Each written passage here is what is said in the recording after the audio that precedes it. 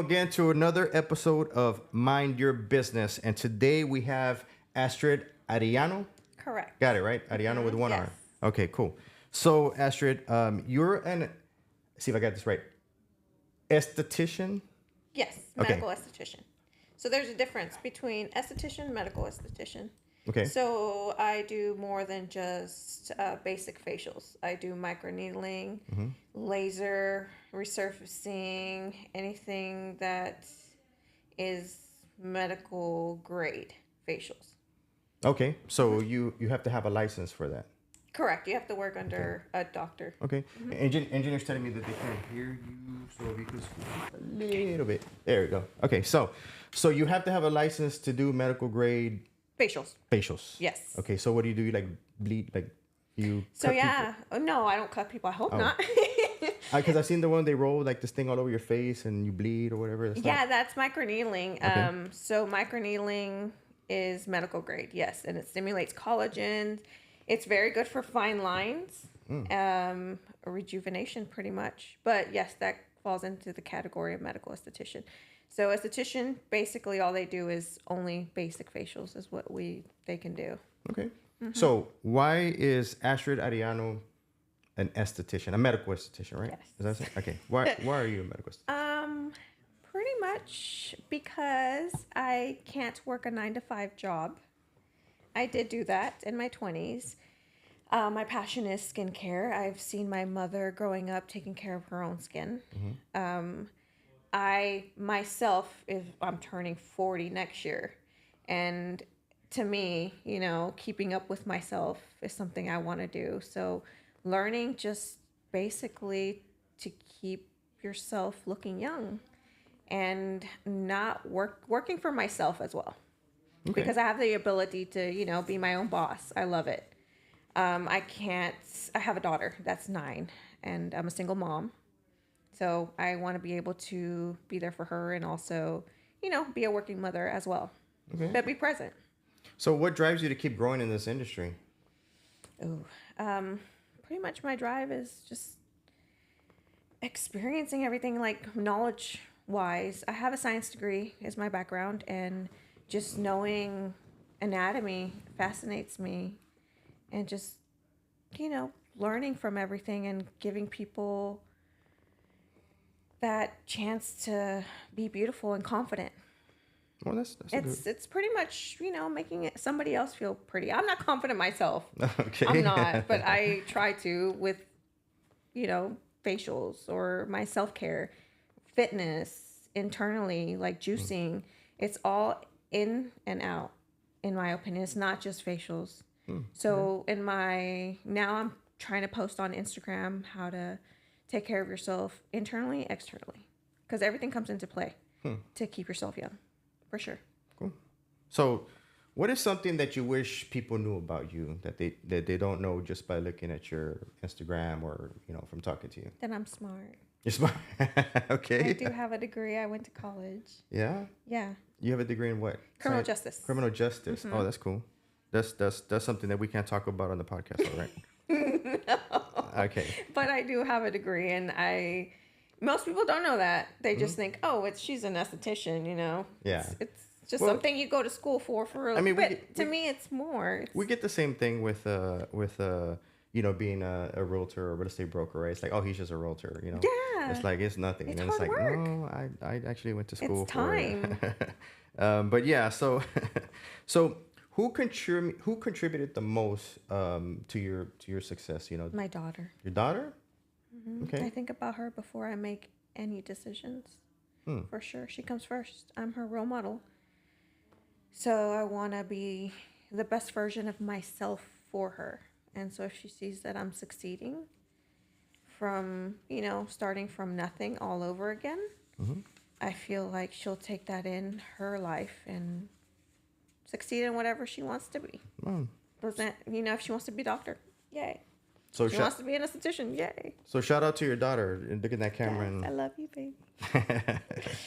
So let me ask you this: if Hollywood came knocking on the door today, and you had to pitch a script to a room full of people, what would be the Astrid Ariano story? that I came from, you know, I did it all by myself. I succeeded by myself. I didn't have any help. My parents are successful themselves. I decided not to have them help me at all.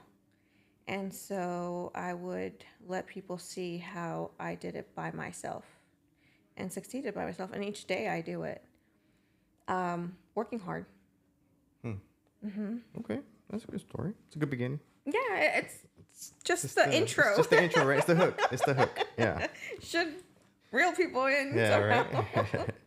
So if you had to model your business, right, behind any business mogul that you know or look up to, who would that be? A business mogul? Oh. I mean, that's a hard one. I mean, Mogul. That I look up to?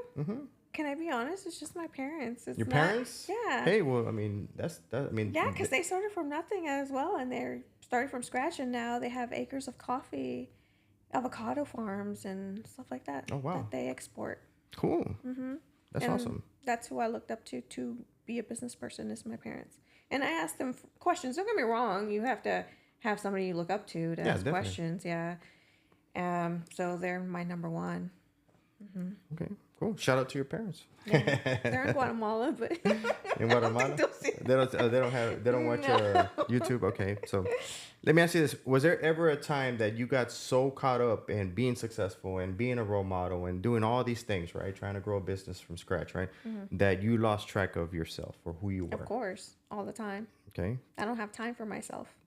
So you lose that time. And one of my clients, I just told them that I was going out of town. I'm going to Canada tomorrow because one of my clients, you know, she knows my whole backstory. She knows how hardworking I am. And she told me I don't loosen up. All I know is business. All I know is work. All I know is being a mother. She's like, sometimes you just have to get out of that comfort zone and get out and do stuff, see the world. And so she's having a wedding, and she booked me to fly out to go perform buccal massages on her bridesmaids. Oh, cool. So I'm going to Vancouver. So I'm grateful for that. Okay. But it's time that I don't usually have to go out of town or anything because I'm just so focused on growing. But sometimes you lose, you know, yourself in it. And so just dedication to things and focus. She gave you some great advice. Yeah, and she said, "And where you at it, come work whenever you're in Canada with me." But you do lose focus of yourself. You do. Yeah, definitely. And you lose yourself, and so all you have is that mentality. Is like, I need to achieve this. I need to do this. But at the same time, I don't want to show that example to my daughter. Is like, you have to have that free time and do stuff for yourself. Yeah, because we all need R&R, for sure. But I don't do that. And I don't know what that is. I always feel there's enough time for that. You know, whenever your kids are developing, you know, it's more about showing them what you do versus telling them what to do. And, you know, getting lost in yourself like that, you know, as being a role model and an example for your kids, you know, they grow up so fast. And it's a very little time. But you know what? She told me last time, and I'm so excited when she told me that. I work in Kingwood on Fridays, right? Because there's a doctor there that I watch over, that he does Botox, so I want to do that in the future. And I work there just to oversee things. And she went to work with me for the first time in forever. And after I got out of work, she's like, "Mom, I never knew you did all this." She's like, "Thank you." I'm like, wow. She said it by herself. And it was just for one day. But, you know, that means a lot for sure. So I'm doing it for a reason. That's great. That's great. So every entrepreneur has a weakness, right? What are your two biggest weaknesses as an entrepreneur? I'm shy. Shy? Very shy. Okay. I've never heard that one. I am very shy. So I'm just starting now not to. Okay. And I can speak to a person one-on-one. But when it's a whole group, I shut down. So that's my weakness. So there's probably about 500 people looking at you right now. I know. So but see, they're not in the room, so I'm okay. They're not here. So what would be your second weakness? doubt myself before I do things. I second guess it. Okay. But I'm starting to not do that anymore, you know, just going for it.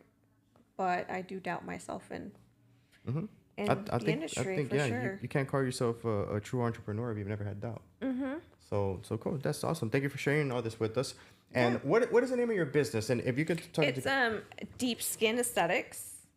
I do facials. The new thing that I'm carrying right now is buccal massages, and that's Orly massages, and it helps out internal, external, and no one in the Woodlands is actually performing those massages yet.